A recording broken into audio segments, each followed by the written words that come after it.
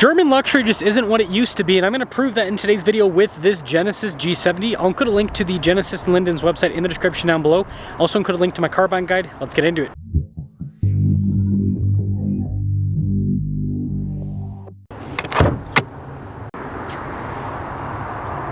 Powering this is a 2.5 liter turbo 4-cylinder that goes through an 8-speed. Fuel economy is 20 around town, 28 on the highway.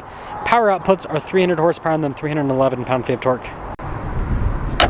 I'm trying to hit 500,000 subscribers before the end of the year. I'd really appreciate it if you'd help out with that. Genesis logo front and center, and the hood itself is actually pretty squared off. Split light design just like other Genesis models. And then you got a nice looking trim here on the grille, especially the center portion. And from a distance, that sensor in the center doesn't get in the way too much of the style. Speaking of style, I think this looks a lot more distinctive compared to any of the German cars currently. Tire wheel setup is 225 by 40 by 19 in the front. And we actually even have Brembo brakes up front too. In the rear, it's 255 by 35 by 19. And you notice the finish on the wheels and then the trim around the windows as well is nice looking. And there's your side profile again. This is similar in size to like a BMW 3 Series roughly.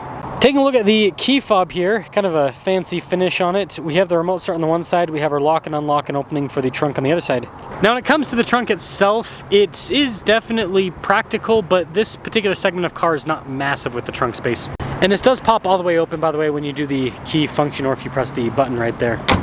Split light design here in the rear. You've got all of your chrome badges here in the back too. And with those giant exhaust tip covers in the rear, the back end actually looks pretty aggressive. I think we can all agree that not only is this more distinctive than the German cars, it's also just a better looking car in general. Let's now pop inside. Nice soft touch at the top of the door panel, down below as well. You've got some stitching there too. The seats are perforated all down the center portion. I technically fit back here, but it's definitely tight. Now we do have some vents in the rear and some USB ports. Headroom back here, not massive, but again, I do technically fit. Let's now pop up front.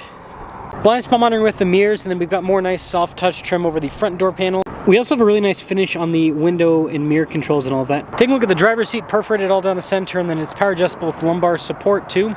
The passenger seat is just power adjustable. Let's start her up. Perforated trim on the other side of the steering wheel, Genesis logo front and center. We've got our volume voice command controls on the one side with the paddle shifters on the back, and then on the left-hand side we've got our adaptive cruise control function controls for the center stack. Nice finish on the stalks on the back too. Now the central gauge cluster itself has, an analog element, and then it also has this digital element that you can scroll through and change what information is displayed. And then you can also change the drive mode. It doesn't do too much with the cluster in terms of the change. Backup camera in reverse, good resolution with the system. And then as for the infotainment system itself, it is quick to respond, and everything is very nicely labeled. Nice soft touch and stitching across the dash too. And they do give you plenty of physical controls here for the radio, also for the climate down below. This does have dual zone climate, heated seats, and a heated steering wheel. Now I do want you guys to remember that this is the entry-level version of the G70, so this has like the least amount of equipment you're going to see in a G70. Also have some USB ports here with a 12 volts, and then pretty cool look with the shifter there. Little toggle for the drive mode select. You've got shortcuts for like your stability control for the camera, auto hold, parking brake. Nice finish around the cup holders. Now with the center console, you've got plenty of storage space there, another USB. Got a nice trim here on the top. 2026 G70 2.5T. 47,410 is the total MSRP. Let's see how this performs. G70 entry level 2.5T. I mean, you look at the pricing of the German cars, and I mean, most of them at this entry level are going to be at least a bit over 50. Some of them are even going to be like 60,000. Like you look at most of the C300s that are at Mercedes dealers, and they're like 60 grand. So Genesis undercutting the competition with price. That's what they've been doing from the start. They've raised the price in some of their models, but still, when you compare it to the competition, it's very reasonable. I mean, this is a luxury car, and it's the same price as the average brand new car. So, not too shabby. Not too shabby. Now, with that being said, the seats in this are comfortable. Again, synthetic trimming, and this is what you expect in this particular luxury segment, is to have synthetic trim. And a lot of people, myself included, prefer this type of stuff because it's more durable over the long term, easier to maintain than real leather. Now you can definitely feel this is a 4-cylinder right off the bat because it's got that peaky torque feel. But despite that, it still has a decent low end to it. Like, yeah, I don't have to get too deep into the throttle for things to get moving. Pop into the Sport Plus here. Things are about to get real rambunctious. We'll say the size of this car makes so much sense for a luxury, well, for an entry-level luxury car. I'm not sure what this Lexus is doing. The reason why the sizing makes so much sense is the handling, and I'll try to show you guys in a moment, but also just the space this provides. It's kind of like the perfect setup. I don't think there's anything behind us. People rarely use this road. That's why I use it for the little tests here. See how this gets up and moves. Okay, so you can see the turbo lag there. Okay, now we're...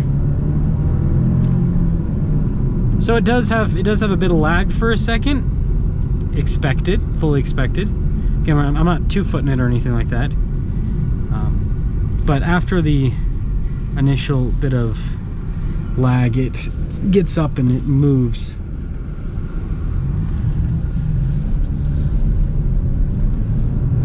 Yeah. Still feels like a 4-cylinder. You can kind of feel that top end where it's a little bit abrasive, but it's decently quick. And again, it handles pretty darn well. It's a smaller, lightweight car. Like when you kind of go around the corners, it's pretty sharp, I think. Very minimal. I mean, I don't really feel any body roll, so. In summary, I think that here. Well, first, here's the deal. Most people do not keep their luxury cars outside of warranty. That's just the norm. This has a really good warranty, by the way, so you got that. So if you're not going to keep your luxury car to warranty, then people saying, oh, well, it's a fancy Hyundai, so reliability. Well, German automakers aren't exactly reliable. Like Porsche, they're pretty good, but everyone else kind of struggles a bit. So the reliability doesn't matter because, first off, you're going to sell it before the warranty runs up anyways, whether it's this or a German car. German cars aren't reliable. And then on top of that, you look at the pricing, right? Luxury cars are all going to depreciate. That's just what luxury cars do, right? So with this being a lower cost right out of the gate, well, even if the percentage of depreciation was greater than a German car, the overall money lost is typically going to be less because it's less money from the start. But from what I've seen, I don't think the percentage is really that... it's really going to be higher than the German cars, and so you're going to have less loss overall. And you know, leases, right? That's why you lease a car anyways. I don't know what the leases are like on these Genesis G70s, but what I'm getting at here is the value proposition is great. And so all you need to do is just go and test drive one of these before you go and buy your next BMW or Audi or Mercedes. Just get in one, test drive it, see what you think. I think that a lot of you would actually discover that you like this more than the German car, or as much as the German car, and it will save you quite a bit of money.